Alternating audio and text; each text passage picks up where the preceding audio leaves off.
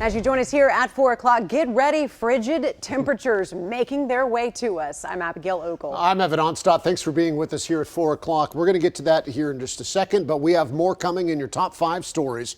Governor Kevin Stitt holding a news conference today as hundreds of thousands of Oklahomans will lose their SNAP benefits if Congress does not fund the government by Friday. Tensions are rising on the Hill in D.C.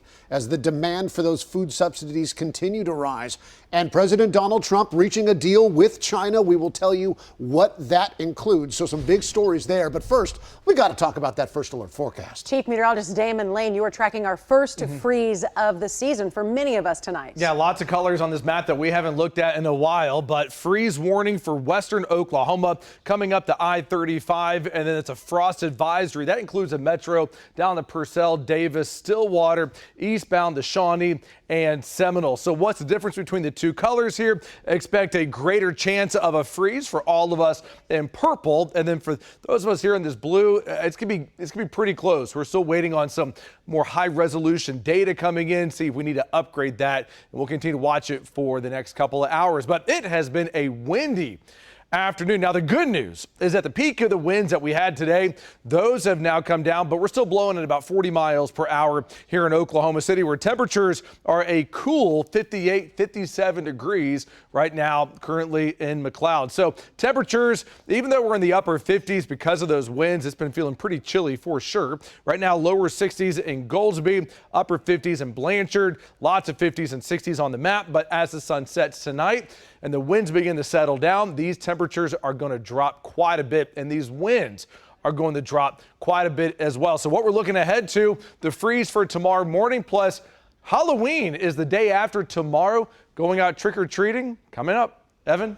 All right, Damon, thanks very much. In your next top 5, a federal freeze on SNAP benefits are just days away, and Oklahoma's governor is now turning to churches and food banks to fill the gap. KOCO's Megan Mosley joins us live. She's been tracking this, and Megan, you sat in on today's press briefing. Yeah, Abby, the Governor Stitt is tapping on food banks, churches, and food pantries to fill the needs of Oklahomans who utilize SNAP. However, not everybody agrees with that solution.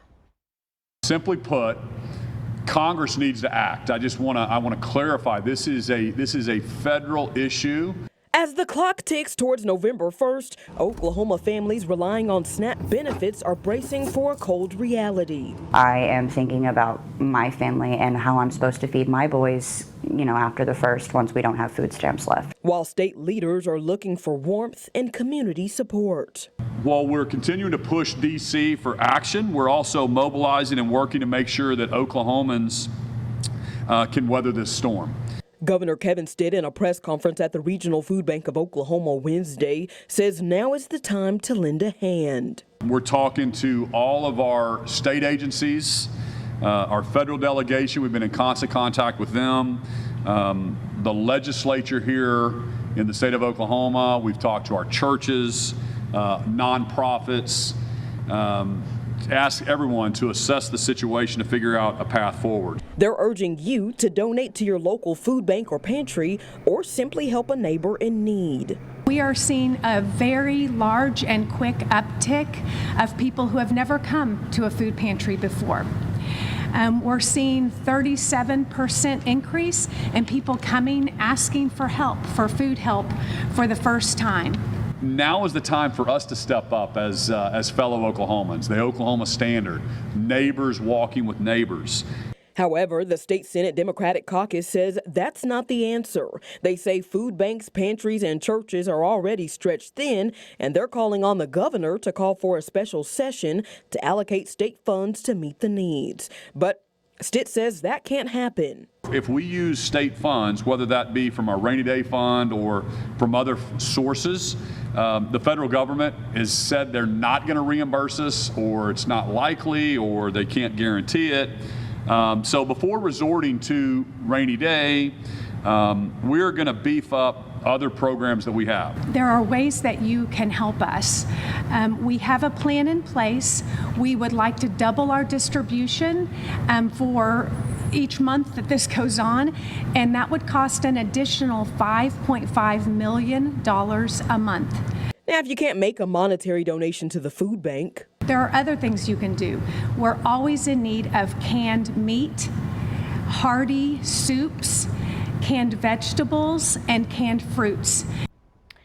Now, I sat down with a mother of 4 in Edmond. We're taking her concerns and questions straight to the governor. Coming up at 6, I'll have his response. Reporting live in the newsroom, Megan Mosley, KOCO 5 News. Megan, thank you. And in your next top 5, we take you now to Washington, D.C., where the shutdown obviously continues and organizations are bracing for a surge of need. Our White House correspondent Christopher Salas has been talking to groups who say that they are already feeling the pressure.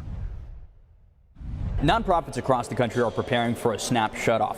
One organization here in our nation's capital provides food pantries for local schools, and they told me they have been receiving 2 to 3 calls a day from new schools looking for their services, knowing food aid is about to get cut. It is a very desperate call. We like to say at our team, really what we're starting to feel is it feels almost like an aura of the pandemic is re-rising, where it is that really sheer panic moment of what do we do tomorrow? The DC Food Project sets up pantries inside local schools, giving students access to food during the day and meals they can take home for dinner, weekends, and long vacations. But with SNAP at risk of shutting off, the organization says they can't keep up with the surge in new schools asking for help. I mean, to be honest, at this moment right now, there is not a chance that we can onboard all the schools. The USDA says the average SNAP household receives $332 a month, and it helps feed nearly 16 million children nationwide. In a memo, the department said starting November 1st, the program will run out of money due to the government shutdown. Which Republicans going to stand up and object to their constituents eating? Democratic Senator Ben Ray Lujan has introduced a bill to keep SNAP funded during the shutdown. Republican Senator Josh Hawley has introduced his own version. But Republican leadership is not bringing up either for a vote, arguing the best way to fund SNAP is to reopen the government. We're not going to let them pick winners and losers. It's time to fund everybody. Bottom line, the USDA says SNAP will run out of funding come November 1st. And up here on Capitol Hill, no sign that lawmakers are anywhere close to reaching a deal to reopen the government. On Capitol Hill, I'm Christopher Salas, KOCO 5 News. In your next top 5, the United States and South Korea have come to terms on a major economic matter. President Donald Trump made that announcement this morning during an event hosted by the president there. We had a tremendous meeting today with South Korea. I think the meeting was, a lot was determined, very much determined, and we made our deal. We pretty much finalized a trade deal, and we discussed some other things having to do with national security, etc. And I think we came to a conclusion on a lot of very important items. The agreement includes $350 billion worth of investment from South Korea. Officials say $200 billion will be given in cash over a few years, and the remaining $150 will come through a shipbuilding cooperation led by South Korean companies. In your next top 5 and also overseas, the ceasefire in Gaza could be coming undone. We've already seen a lot of evidence of that. Hospital officials say Israeli strikes killed at least 91 people Wednesday.